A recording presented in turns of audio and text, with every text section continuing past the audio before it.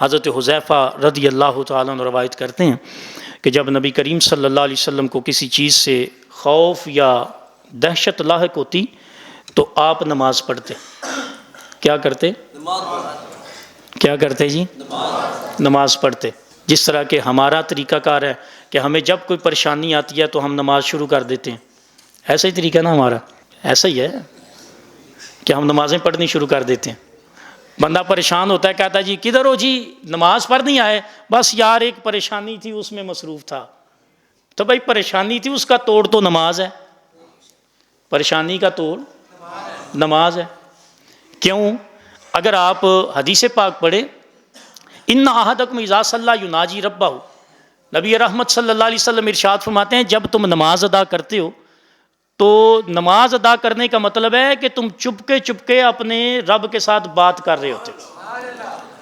یعنی بندہ جب نماز پڑھتا ہے تو کیا کرتا ہے؟ جس طرح آپ گوشہ کرتے ہیں نا کسی کے ساتھ، بھائی آپ نے کسی کے ساتھ بات کرنی ہو دوسرے بندے کے ساتھ، تیسرے بندے کو پتہ نہ چلے تو آپ تھوڑا سا نا آہستہ چھپا کے یا دونوں ہاتھ رکھ کے یا قریب ہو کے اس کے ساتھ بات کرتے ہو، بھائی ایسے کرنا ہے، تیسرے بندے کو پتہ نہیں چلا.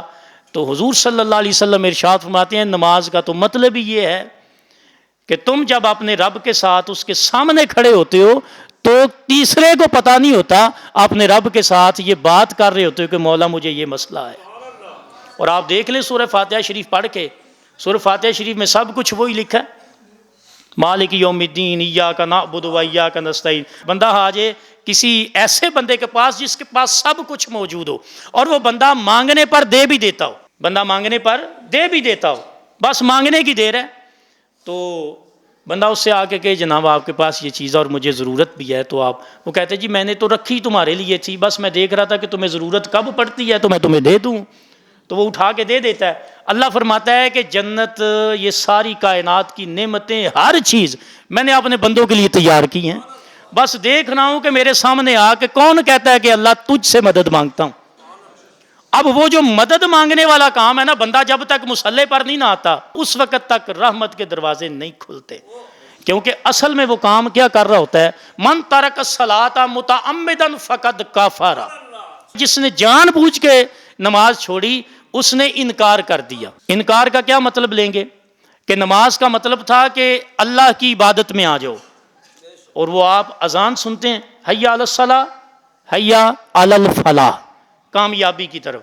بندہ کہہ رہا ہوتا ہے چلو ہو گئی ہے، انہوں نے بلا لیا کامیابی کی طرف، آ جاؤ، نہیں پھر جاتا، میرا کون بگاڑے گا؟ تو کوئی کیا کچھ کر سکتا ہے؟ تو مطلب یہ تھا کہ اب تمہیں ضرورت پڑ گئی ہے، تم پہنچ جاؤ.